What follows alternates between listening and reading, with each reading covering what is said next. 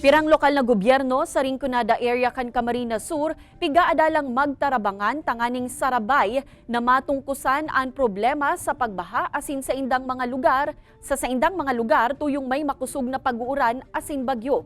Kung paano aramunta sa pagtutok live ni Jessica Calinog. Jessica?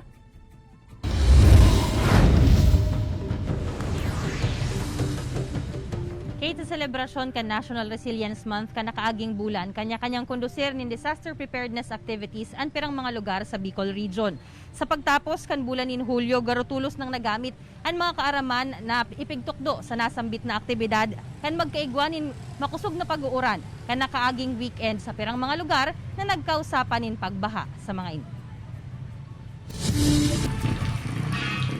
Tuyong makusog asin sunod-sunod ang pag-uuran, permi ng pigbabahaan poblasyon kan Banwaan in Baaw Camarines Sur, siring kan nangyari kan Sabado. Sa presente narinigan naman ang kasentrohan, alagad may ibang parte na may mga laboy pa. Sigun ki Vincent Paz kan MDRRMO Baaw, catch basin kayaan sa indang lugar, partikularmente ang poblasyon. May mga pagkakataon na may nakakaibang debris digdi araw kan mga putol na kahoy o basura na nakakabara sa mga agihanin tubig. Kami yung basin. So, kumbaga, mababa talaga. So, isa pa sa rason na talagang dahil dun sa magdamagang ulan na kung saan bumaba yung tubig galing sa mga bukirin. So, yun ang naging isa pang rason para bumaha. Dugang panipaz. Igwa naman in suhestyon ang sa indang opisina na mag-urulay ko taanaan gabos na MDRRMO asin LGU sa Rinconada area. Mas magayon kaya kung sararo subuot ang sa indang hiro, tanganing syertong sararo man ang direksyon na sa indang padumanan. Maging dapat collaborative effort ho yun ng bawat munisipyo dito sa amin. So, at least mas mainam dun sa munisipyo na hindi sila yung pinakamababa, pero nagiging contributory sila.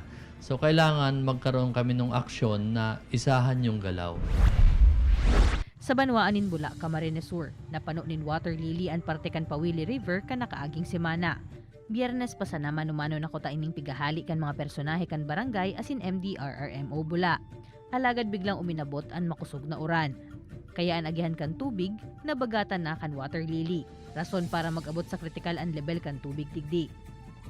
Nagkaigwaman in pagbaha sa pirang parte kan Banwaan. Igwa lang sa part ng San Jose, kasi kang naharangan sa tuyang tulay, kahit itong mga debris, mga water lilies, mga putol na sanganin, kahoy, medyo nabara, kaya nagtaas yung level ng tubig sa balyokang tulay sa area ng San Jose and Pabrika.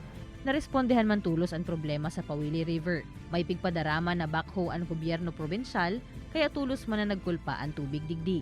Regular man ang monitoring na pigibo kan MDRRMO Bula sa mga apektadong lugar. Asin kung magkaigwaliwat nin matipo na water lilies, tulos na subuot nin daining hahadion, magdakol man o magdikit pa sana.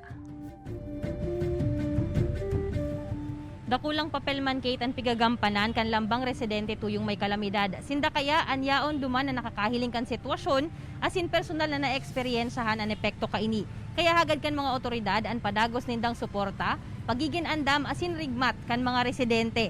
Sa oras nin sa kuna, sindaan na pinakaenot asin sindaman ang pwedeng magsalbar sa indang mga sadiri asin sa indang mismong komunidad. Balik sa imo, Kate. Jos Mabalos, Jessica.